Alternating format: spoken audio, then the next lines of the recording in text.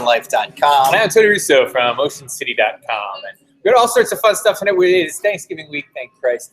I'm looking very that's a different forward. holiday. Yeah, different.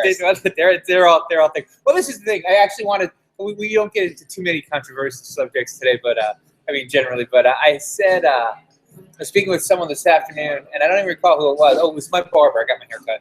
Nice. And I said, "You have a good holiday," and meaning Thanksgiving, because Thanksgiving is like the day after tomorrow. And I'm like, and it is a holiday. And it is a holiday. And I'm like, if I say that in 4 days, it's a political statement. Right. Today, it's just a little polite thing. Yeah. Monday, it's like, yeah. Then all bets are I'm off. part of the war on Christmas completely by accident.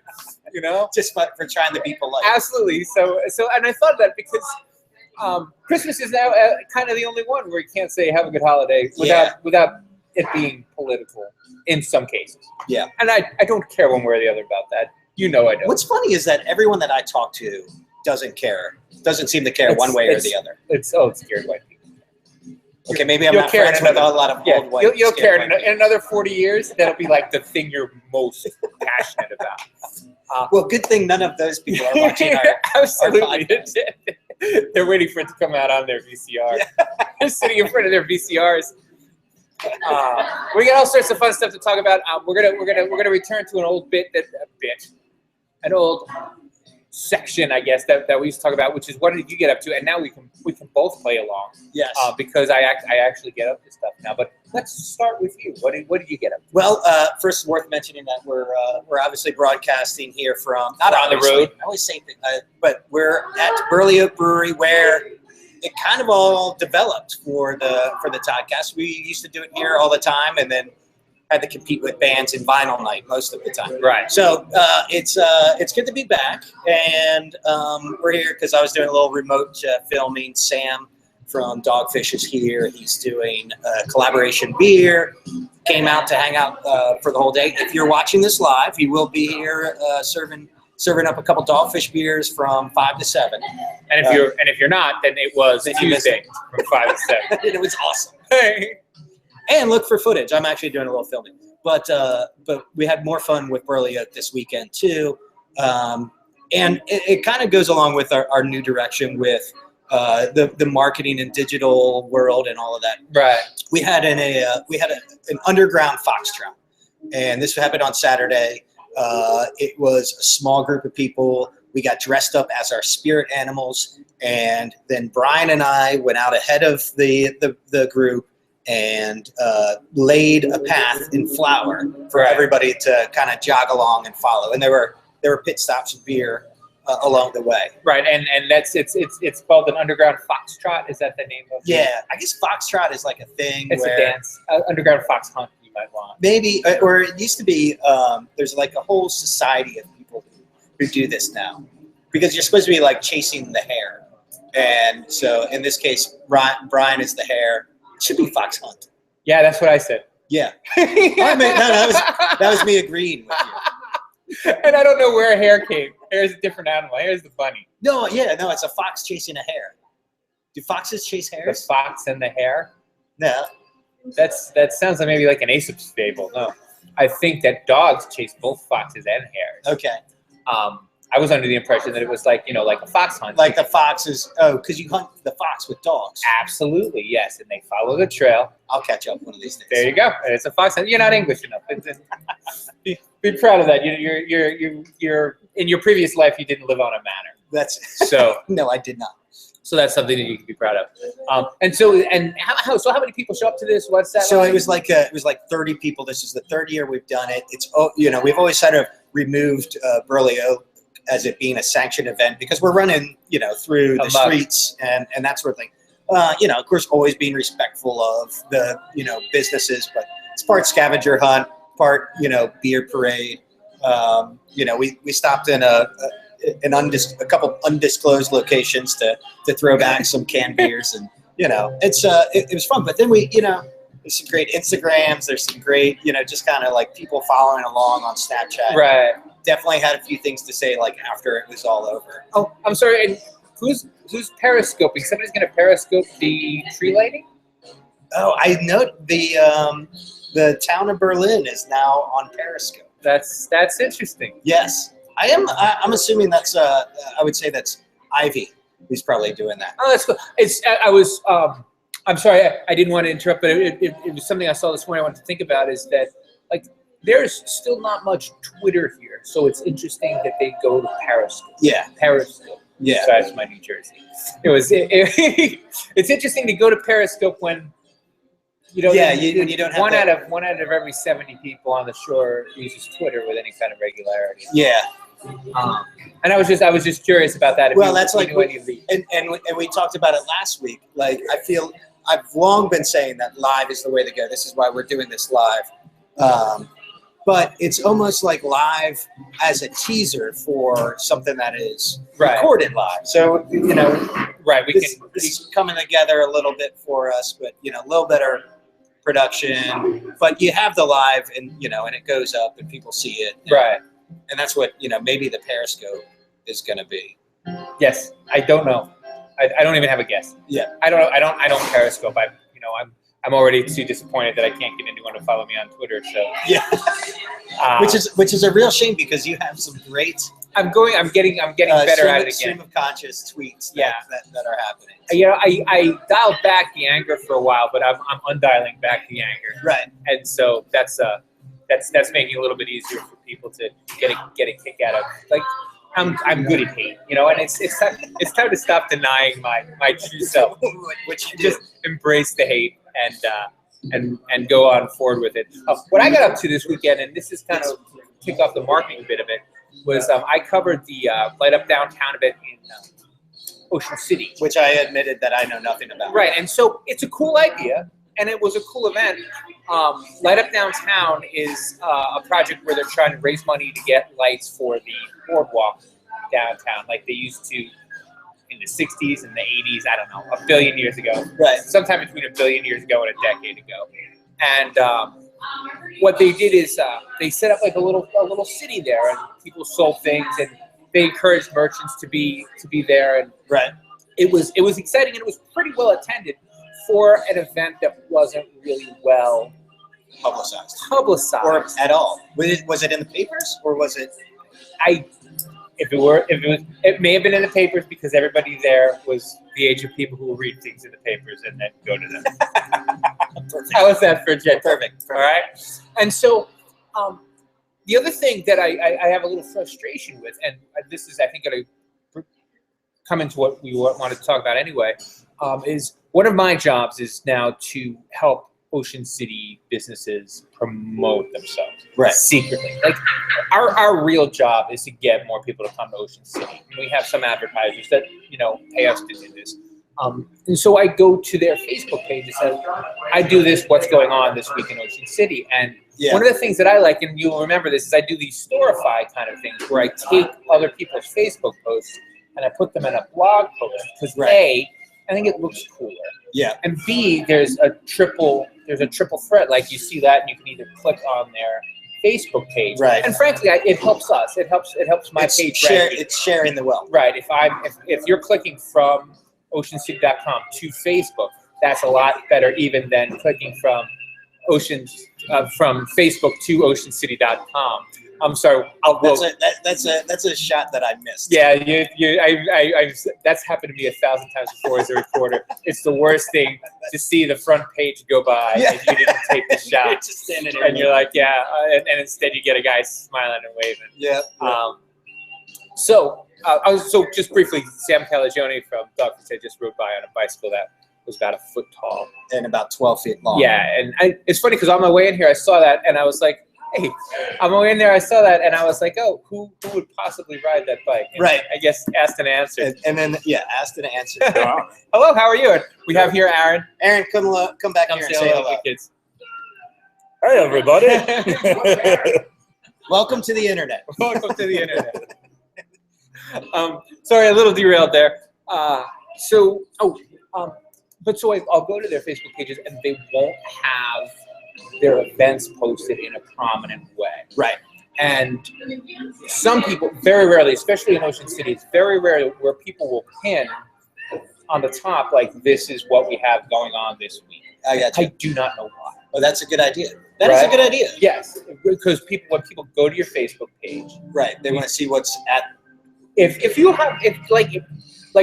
restaurants, I think this is a mistake the restaurants make, and we help them make it a little bit. Is at 11:30 they'll say this is what's for lunch. Yes.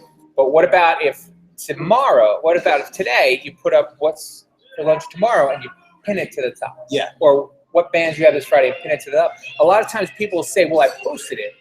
So like. But then it gets buried. It gets buried because I posted this. All right. So Bad Since Breakfast is playing here on Friday, November 27th. Yes. Now, they probably posted that earlier in the week. They may have posted it last week. Yeah. Maybe not. Facebook's not there. Right. Right. But the point is, they didn't post it. If you go to Berlio's site, you're not going to see it. The thing today, I know that it was a kind of a hush-hush thing, but that when I put together my what's going on this week, right, it wasn't there. Right. And for people... and it'd be accessible, because if someone goes... The difference is between your feed... I'm sorry to interrupt. No, please. The difference between your feed is, that's the aggregated content. But if somebody is going to your page, they're looking for specific information. Absolutely. A name, place, telephone number, and... Right, and what's going on. And so you really should, if you're going to use Facebook as a promotional tool, you really have to think of it just like we used to think of the landing page of your website. Right. Where the most important information has got to be right up front for people to find, like me. So people like me can share it. And I'm not the only guy. I mean, you're one of these guys. Like, we're in charge of sharing information. We are in charge.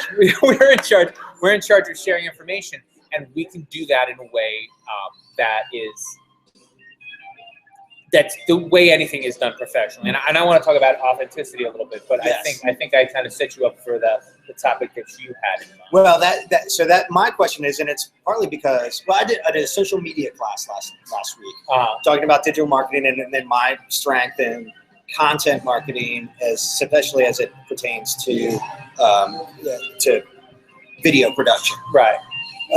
But one of the big things is the big topics of discussion, which I really don't know a whole lot about, is ad blocking is a conversation that's going on. Right. And good, bad, we do our best to try to push organic stuff, not doing Google AdWords, not doing Facebook promotions, but it's out there. And then, even, banner ads on sites and that sort of thing. Yeah. Well, ad block, I like ad blocking. I like a future where there's ad blocking because it makes what I do a lot more valuable. Right. Where there is ad blocking. Right. Ad blocking is good for me, and I think it's kind of good for my company. I mean, we make a couple dollars here and there, like on websites and that's the thing. There are a lot of websites that people don't use. Yes. They have the domain name, and it's a good domain name, but they can't or won't populate it. So they put up some content and make money off the ads of people clicking through. And for some places, that's a big deal. But display is not the future. Display is the present, and it's kind of the immediate future, but it's not. Well, it's the old model it is the old model from print. I mean, right. Basically, right? It's and the other thing is within the model. The future is actually what we've discussed is like the old model of hey, Burley Oak is great beer. Absolutely. You couldn't deny that you heard that because absolutely. Or like, I mean, the cigarette ads were the best.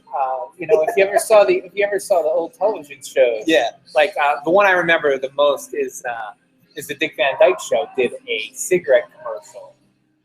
Like after the show, Dick Van Dyke lit up a cigarette, and I don't know what it was, like Paul Mall, let's say, right? Yeah. He's like, "Oh, Mary Tyler Moore, I really enjoyed this Paul Mall, after a long, hard day at the office." And he references the show. He's like, "Boy, wasn't that a kooky thing that happened? I think I'd like a Paul Mall." And it's not. It's clearly an act. Yeah. But it's also part of the show, right? In a way that, again, it's a little bit more organic, which is one of the things we've been saying. And so for a guy like me, who A, hates advertising, and B, needs it to live, this is a good middle. So I wanted to tell you the story about the story that I'm working on now and why it is the kind of thing that we need to see more of in the future. And this is actually not for an advertiser of ours. This is for I do a happy hour adventures Right. column. You can check it out at oceancity.com. See, ad, pow, right? So this happy hour adventures, I try to think of a different way to write it every week, right? And I was possessed by, I went to the Fenwick Inn, and I'm gonna get the restaurant's name wrong. It's like Peaky on. Oh no, it's something different. Rooftop. It used to be Peaky's Rooftop. Right. Yeah, that might be right. I think that's it. I think it's Peaky's. And we'll go with yes. I don't know the last time you went into a hotel specifically to go to the top floor restaurant bar. Yeah. But I'm thinking it was like 1964. when it was a thing. And it was a thing. And that's exactly how I decided. I'm like, I want to start this. I'm like, I came right out and say it. I've never been here before. This is part of a column I'm writing. So it's very, very postmodern, very self-aware of what I'm writing about. I'm writing.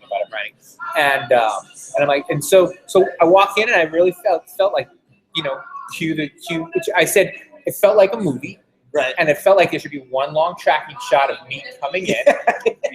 You're telling the story. Absolutely. And it should be, and I said it should be, something rat packy. And you're like flipping a coin to the absolutely bell. throw my jacket over my shoulder. And nobody stops me on the way to the elevator. Nobody's like, "Where are you going?" You're going to Peaky's on the rooftop. Yeah. So, and I go and I say, I almost said I fingered the button, switched it over to thumb. Yeah. I thumbed the up button and I went up and I opened it up. And, Ocean City's before me. It was like something from the King of New York. And that is a good story about that place. Yeah. And many people will see it. Not as many as I would like, but as I build this consistency, more people are going to be engaged and enjoy it. And so I usually get a pretty good response back from my columns in a way that I just don't get from. And I actually I'm in the process of switching over to have like a dead byline that says staff reports for stuff that is clearly lame and clearly there's stuff you can't they're like put this on the internet. I'm like, okay, but I don't want to put my name on it and also put it on the internet, because when people click on my name, you want it to be, I want it to be good, or at least not all. Because you could say Peaky's Rooftop, beautiful view of Ocean City, which would be an advertiser, or you can tell the story and then you have a ton of people that come up to you and you're like, oh my God, I have the same rat pat vision absolutely. whenever I walk in there, same kind of deal. And it's something that I think one of the reason that I asked you particularly is I think that for us, and this is kind of what the story is going to be about, people our age and younger, we don't think of hotels really in terms of places to go when you're not staying there. Yeah.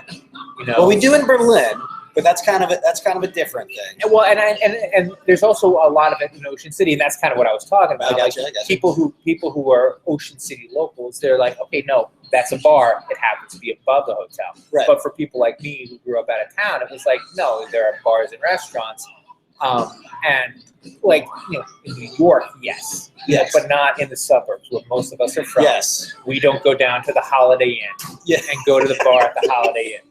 Right, and if we do, we're disappointed by absolutely, or it's a sports bar or something like that. But it's never like, oh, let's take the elevator, let's put on something nice. Yeah, let's have a meal. Yeah, it's like, okay, I'm hungry, I want to have a beer. Let's stop at the Holiday Inn. They have something fried and a beer. Right, but it's not a special experience in the way that it can be in a town with a lot of hotels, and that's kind of what I want to try to bring out of that. And if I succeed, even if I'm close, it's better than a billboard that says, come to Ocean City, have dinner at a hotel because it's cool. You know what I mean? You don't write ad copy, or I'm not ad copy. Cool. So not your authenticity really comes across. And that's the thing. And I couldn't do it. I could do it poorly by accident, but I couldn't do it poorly on purpose. I got you. I couldn't make it sound more addy, which is a lot of times when I do have to write ad copy for my other job, I run into that a lot, where it's like, this is, you're making this bad. Yeah. You're taking something people would have read and making it so that they don't read it, but you're hitting all your key points. Well, we want to say this, we want to say that, we want to give this impression, we want to give that impression. And I'm like, it can be in the text without, like, you're writing to people who probably aren't smart enough to read, let alone capable of getting through 900 words without having to take a nap. So we agree that the ad blocking as software and things that people are more and more people are doing is ultimately a good thing because it forces better content. I think it's a good thing and it forces businesses to pay attention to content marketing instead of just buying ads and expecting there to be something. Yes, and it's not going to hurt newspaper. Yeah, because you can't block. Yeah, you can't block it, and so what I think we'll see, especially over the next couple years, decade, is people are like they have these ad budgets, and they're like, well, I have to spend the ad budget, otherwise they're going to say we don't need a director of marketing. Yeah. So it's going to be this kind of weird thing where people need to concern themselves more with take your ad budget, hire a person, and have them write about what it's like to be at your company. Yeah. Or what it's like, the culture that surrounds your company. Absolutely. And from there, you're going to get more and longer term mileage than you ever will from a display ad, because because there's actually software now where you can pay, like that's Google's new model. Did you hear that? Yeah, that you pay to have no ads. Right, you can pay to have kittens or blanks or whatever you want. Which is kind of the streaming service model. Like you can pay for Hulu, and you can watch all of your shows tomorrow, and you can pay this much and get it commercials, or you can pay this much more, and have it be commercial free. But I think that the difficulty is for smaller businesses to make that, like that's where the small mid-sized businesses are going to get a little lost in that. And again, here it's a little bit better because it's because it's touristy, or because it's touristy. So people are coming and they're going to find a restaurant, right? And in July, enough of the restaurants are full that they're going to find yours. Yeah. If you want to stay open all year, though, you really want to have a good plan. And I think that at the very least, for now, like today, you should have something pinned to the top of your Facebook page every day. And it's something that changes regularly. That's the tip from Tony Russo. Tony's tips. Of course. I like it. No, and it does make a lot of sense. I will say that I heard just this week in talking with a couple different businesses that there are two businesses within 100 miles radius that are now paying people to create content for them. So two businesses that have gone out on their own and recognize that is something like having somebody who can write is worth it. Yeah, because you also like they'll send me to a client and they'll say, do a business story. And I did this for Bayside Gazette. Bayside Gazette, ostensibly was a newspaper. Right. And they didn't get to check the content. And they were rarely unhappy. Sometimes I'm sloppy. Sometimes I get a name wrong. Sometimes I'm a little inaccurate. Sometimes I forget to ask important questions because I want to tell my own story. But not like you're Brian Williams, but Brian Williams? The guy who's lying on the news. Oh, I don't. Yeah. I thought you meant I got the mayor's name wrong, and I'm like, I don't think so. I've been wrong. I don't know if I've ever been that wrong. Right, but it's not intentional, and it's all in service of getting you. I'm just so vain. I want you to finish the story. You want to read it to the end. Absolutely. If you started, I want you to finish it, and I don't ask too much indulgence. I don't do a lot of 1,000-word. I'll do 500, maybe 750. Yes. Nice, pretty picture every 300 words or so. And I think people finish, and that's what I wanted to brag about. The other thing I wanted to talk about, does authenticity work? So far, it looks like it kind of is. I don't know what we're going to do to make people understand this, but our website, like time spent on site, has skyrocketed just the 3 weeks that you've been there. Yeah, and thank you very much. I'm making it up, but it used to be like 2 minutes on the site, and now it's like 12. People are reading one or two stories. And so I had this conversation. One of the great things about Saturday is Brian and I went out ahead of everybody. Right. And Brian and I, our favorite thing to talk about is marketing stuff. And we were not debating. We were sort of just going back and forth about, small numbers matter. Right. And yeah, you can look at hits to the page, but that less important or less. The what smaller people- the number, the more important. Yeah, but so minutes on the site is an incredibly Small number, but a good number to be paying attention to as to what's valuable for you. And I get, as I understand it, I believe it helps with the site analytics, where Google knows that if you click on something that says Tony Russo, because I'm still signed up for authorship and I still have my little authorship thing. I don't even know if they're tracking it anymore. Yeah. But if you click on something that says Tony Russo, you stay longer than if you click on something that doesn't. Right. And that helps when I post things. Or even for your website. It's indexed higher because people go there and it's not by mistake. Right. And for me, the difficulty is just like writing enough stuff. Like I'm already a little bit I'm a little bit behind, and I'm only going to get further behind, because there's so much more I want to do than I can do. And unfortunately, we're not in a position to hire a second writer. I mean, we're barely in a position to hire a first writer. We did for surecraftbeer.com. It looks like we're going to have a female blogger. You had mentioned that, which I'm is very fun, excited about to have a female voice. And I don't want to give her a name yet because she hasn't finished the thing, and I don't want to jinx it. But she's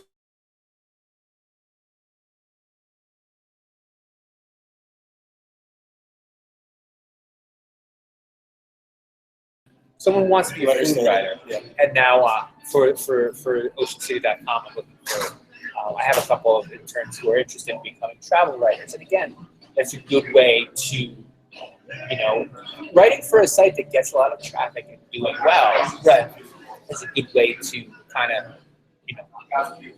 get yourself started. Absolutely. I always say don't write for free, but when you're a kid. Well, so it's one of those things. What I always say, people want to get into making movies or video production or something like that. We did this for 5 years on our own for free. The biggest lesson with that is building a body of work. And, so you can show it to people. So you can show it to people. And there's no reason why you can't have a quantity of quality stuff. Right. And and not only that, to be able to show your growth since, from the early years to beyond. And so being able to, just write, practice is. And you just get better and better. And I always, when I on my CD, whatever, I always have everything I've ever written. Like, pick something. Right. Everything I put out is something you're either going to get. You're not going to get something that I did in public. You know what I mean? Right. And anything you see, I thought I had to put out because it needed to go out. So it got to be someplace where it was worth publishing. And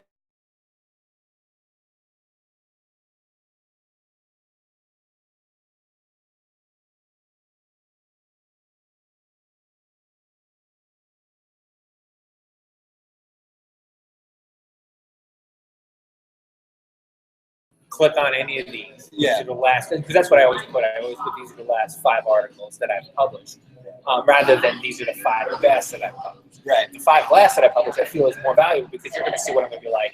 Like, this is a week. Yeah. This is my week last week. This is what I did last week. Yeah. Is that the kind of thing you're hoping? Because if I, show you articles that people who win writing awards and things like that. People win writing awards? Yes, they do. I was one of them. But those are like you get a story and you're like, okay.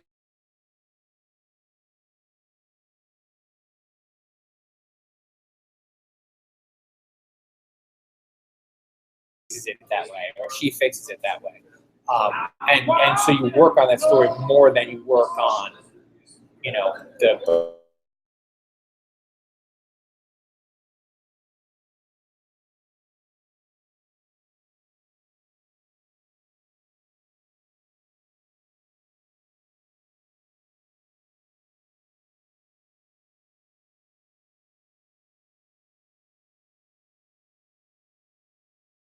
Having someone with who can develop a voice, which is why I wanted a culinary person, preferably a woman, to write. Because it's going to be a different voice. It's going to be a different voice, and I can help her Yeah. develop an individual voice and have her perspective. Yeah.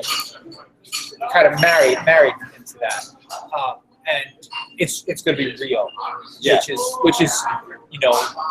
which is what people are going to stay and read, and people can tell the difference increasingly between a commercial and I think like we talked, if you are telling people it's a commercial, or it's obvious, they're not trying to sneak one in on you, they're going to be more trusting of your brand overall. Absolutely. And there's nothing wrong with, as we said, product placement. That's really kind of my new, because you want to make people feel good. And I think we did this, when I was writing about Early Oak, when we were doing the podcast here, the same thing. We weren't really sponsored. They weren't paid, but we wanted to make people feel good about it, right? Because it was something we genuinely enjoyed, right? So that's why I think we said this last week. I don't eat at restaurants. If I have to write about a restaurant, I don't want to eat it because I don't want to have a bad experience. So I want to talk about the ambiance, right?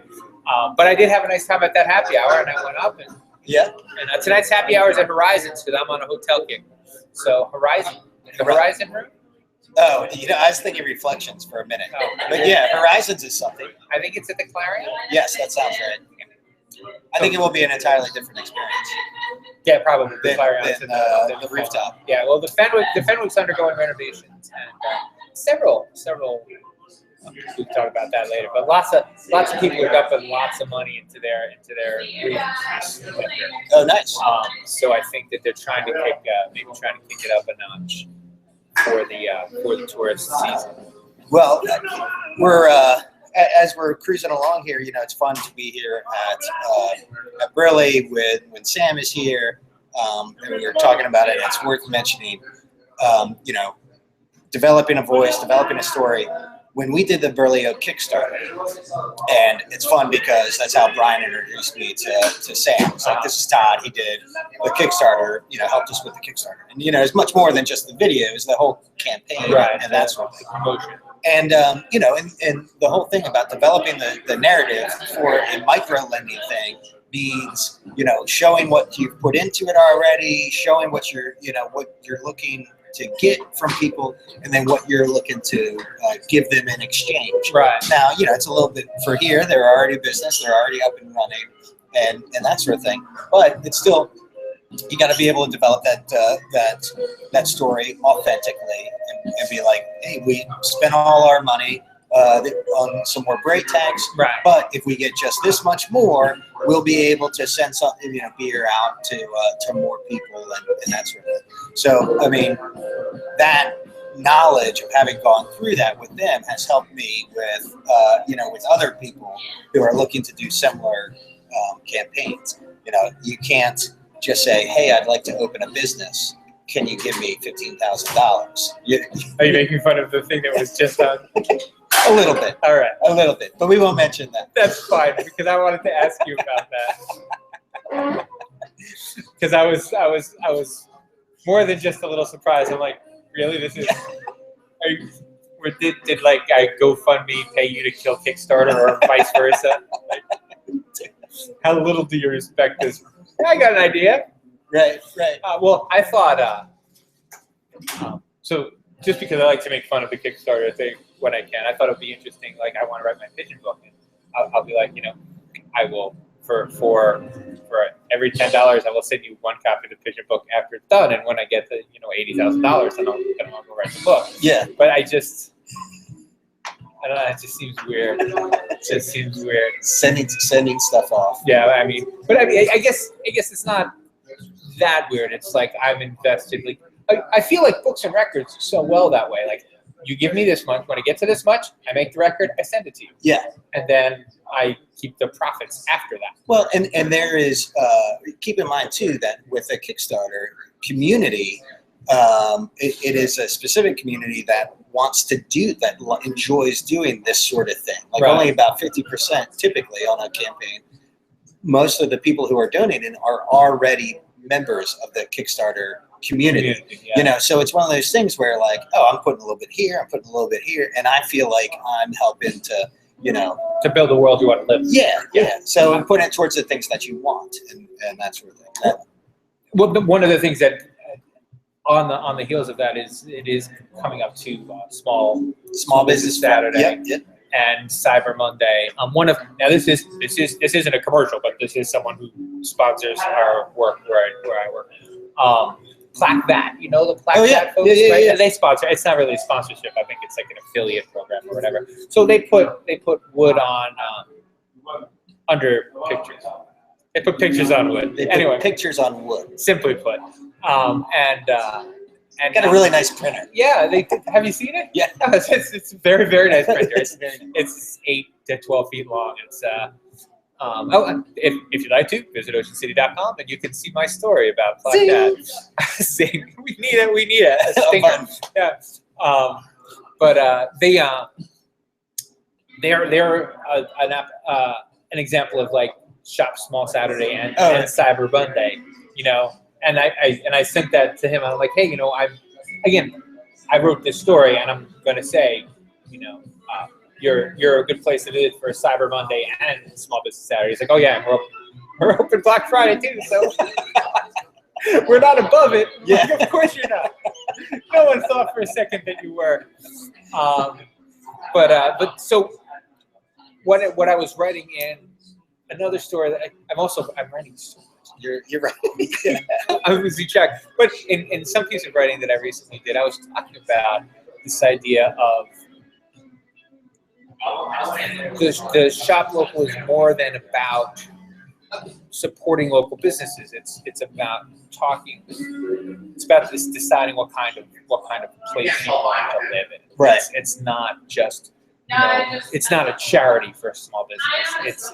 It's an affirmation that I think it's important to be able to get cool things that I want here. I don't want to have to. I don't want to have to go to Walmart. Oh, I think it was. I think I took a cheap shot at Walmart for the Black Friday shenanigans. I mean, I've always found that offensive. Like to open on. Now it creeps into Thursday. I think that really gets into the idea of a prince driving down the street and throwing pennies just so he can watch the poor children choke one another over stuff he doesn't even want anymore. That's how Black Friday always looked for me. Yeah, I agree. And that's what it was. I was writing about how Berlin does the ultimate on Black Friday, and they were doing it back and forth. Yeah, that's what I was saying. Because they don't. That's what when you're online, know that Sam Walton or Joan Target or Al Kmart are sitting at home getting a kick out of watching you guys beat the hell out of one another for stuff that he doesn't even want or she doesn't even want, depending upon whether it's Sam Walton or Alice Kmart. I think a new development is more places that are actually not participating, like major chains that are taking the stance and actually closing. REI is the most, and that has been a big social media boom for them because people are sharing this stuff. They're going to be absolutely closed. Do we have this conversation already? I don't know. Who's REI? REI, they're an outdoor clothing retailer type thing. Am I right? I have no idea. That's what I was asking. What? If we had the conversation before, I feel like maybe I would have. I feel like you maybe told me about another business that was very popular that I never heard of. Maybe it wasn't REI. Well, but anyway, so they got some traction. Yeah, they got some traction from doing that, and I know that there are others that are out there, and I think that's a solid idea. I will give my plug for Diakonia. And the shoregivesmore.org. Diakonia being a local nonprofit group down here. So you have Black Friday, Small Business Saturday, Cyber Monday, and then Giving Tuesday. Oh, Giving Tuesday, right. So this is a charitable thing where the Community Eastern Shore, that's not it. The foundation, yeah. Community Foundation of the Eastern. So they're organizing all of the charitable organizations in the area to have a little competition and see if we can't get people giving more. But it really, if I were marketing this, I would have done it on Thursday.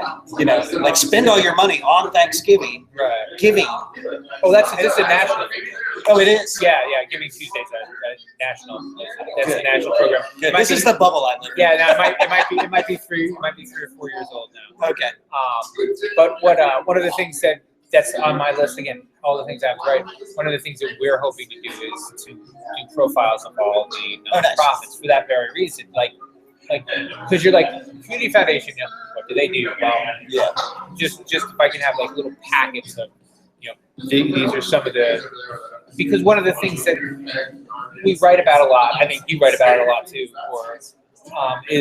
or promote it, is that these businesses do give back to these charities all the time. Yeah. It's just like, you know, they support, like saying that they support Diakonia is only meaningful to people who know what Diakonia is. Right. And if they go to look for Diakonia, I think it's important that it's a shelter of some sort. Like, what if there were a story that it was like, oh no, it's not a shelter of some sort, it's a shelter of this sort. It does this particular thing. Yes. These are its successes. This is why it's important.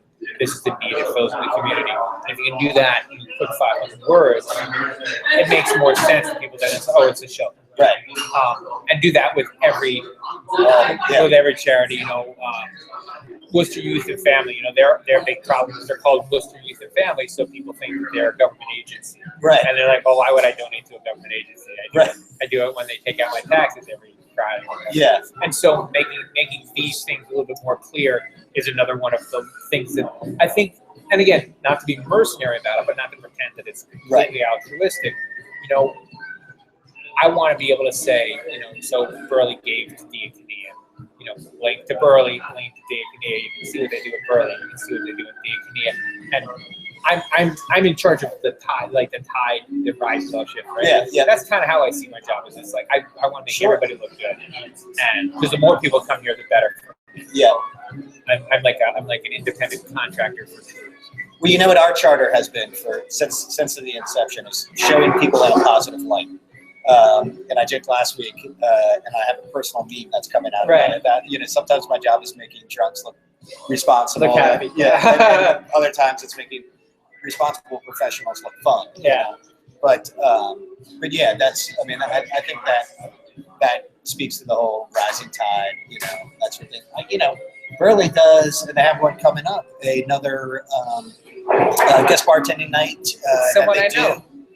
Jay Frank and Dyer from the Tavern, the famous tavern in Ocean City, are going to be guest bartending, and they're giving money to Toys for Tots. I'm looking at the sign. I can't see either. Isn't that horrible? But here again, Burley, and you got to pull it out of Brian. They've given in the 4 years they've been open, certainly $100,000 to charity. You know, they do that. The Habitat. You know? And the Habitat. Habitat can't turn around without getting money. Yeah. And it's not just important to show that they do it. It's important to show why they do it. Right. Because we want to live. I mean, they want to live in a place where homeless people aren't good for business. They're not good. They're not good. Also, they're not good for business. Right. I mean, it's not good that people are homeless. And also, it's not good if they're homeless and sleeping in your doorway when you get there. Right. Until you're shopping. Yeah. You know, and I think it says something about the way the community takes care of its homeless. It's something that, for example, is something that's worth noting. Yes. Know? And it's I have very, very strong opinions about not giving to charity, but I will leave that for another day. We're not in the season of giving. Yeah, well, we're not in the season. Like the day before Thanksgiving, you know, happy holiday. You know, this is why I don't give it. Right. And so I think that brings me up to date. I didn't get out on social media much this week because I've been doing a lot of writing. I finished the photos for the book. We were actually at Dogfish Head. Oh, fun. And we got lots of great photos of Dogfish Head. And so I sent the photos to the publisher this morning. And yeah. Now I just have to write that. That is the damn book. I just got a week, 2 weeks, to December 7th. Yeah, it'll be down to I the wire. just And you'll get more and more stressed each week until it's there. Well, I'm not this weekend. I'm going to. So $40 in 20 minutes. Let's do $40 in 20 minutes. Is that what it was? $20 in 40 minutes. Like that. Go ahead. You make your pitch. I'll make my pitch. Christmas tree lighting in Berlin. Got it. Right. You got to go. This weekend is the Christmas tree lighting in Berlin. It is Friday. Holiday Arts Night. And so what they do is they close down the street. And I think we mentioned this last week. There was a time where Berlin didn't want to have Second Friday in November because they thought people wouldn't come also to Holiday Arts Night. Now, thousands of people come. Thousands. It's a huge event. And it's a fun event. And it's they had an like, ice sculpture last year. They've always promoted it as like, yeah, if you want to go out and go shopping, fine, but don't come here to shop. Come here for all the steam. Right. Make yourself comfortable with Berlin, and the rest is history. I will probably live and die and never go because I'm always at my mother's house, and I always have been in New Jersey. Alternate number 2 is on Saturday and Sunday as well, and Friday. They're having a craft fair, a shoppers fair in the convention center. Oh yes, which is a lot of local artists and artisans, selling stuff in the convention center, and that's weatherproof. I think, which is why they do it. But it's not. But it's if you want to do the shop local thing. Ocean City's downtown is kind of broken up a little bit between people who are open all year and people who aren't. So Ocean City's way of participating in Small Business Saturday is put everybody in the convention center, make it easy. So lots of small businesses will have local art for sale, and I think they have retailers in there too, small retailers and people who sell stuff at these things. Again, something I probably won't go to. My brother is traveling a lot for business now. And we can't. I don't know why. Like internationally, like every week. Yeah. And I don't know why it took us so long to come up with it. But yesterday we decided that he's going to start collecting foods that you can only get in the country of origin and bringing it home. That sounds like an undertaking. So this weekend we have some specialized Irish whiskey. Very good. And hopefully some mezcal and hopefully some Puerto Rican rum because he's been in Mexico and Ireland and Puerto Rico the last 3 weeks. Sunday he leaves for Rome. So we'll get some vino. Probably some sort of anisette. Oh, okay. They make an anise there. Wines are different. Wines are it's not the same, and it's also not like you can't start a wine bar. You can start a wine collection. Yeah. But my vision for him, since he's got the money, he's doing the traveling. My vision for him is to have a bar where it's just stuff that you can't order here. You got to go to the country and get it. Call it nowhere else. Right. Yeah. Well, nowhere else would be the neighborhood bar. It'd be like a speakeasy. Yeah. But other than that, I got nothing else. I got nothing. All right. Well, may Todd give you the sense to live in a small town. We'll see you next week at Happy Hour. Cheers.